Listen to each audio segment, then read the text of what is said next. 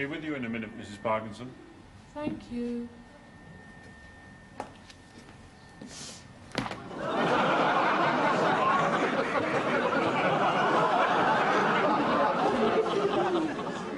My God, I look like the Statue of Liberty.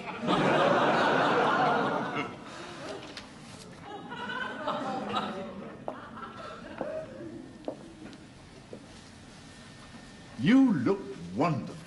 Oh, no! Not you!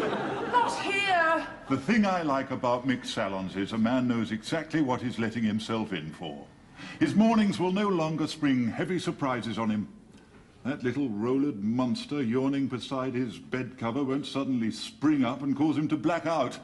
I look all right in the mornings. Oh, of course you do. I look quite... You are that quietly speculating, quietly soaring bird of prey I saw wandering into the restaurant, remember? The osprey, the falcon, the all-seeing, all-silent bird of prey.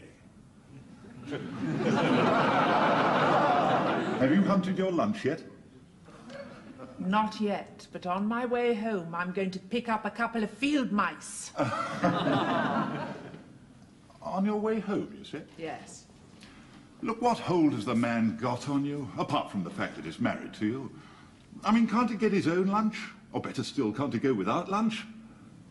Before my wife left me, I often went without lunch. It was a generous gesture. It was me saying to her, of course you're not owned by me, suffocated by me. If you want to go off and have lunch with Peter Carlton, then by all means you have it. So she did.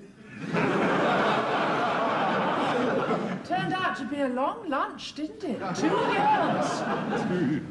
Oh, I'm sorry. The bird must die.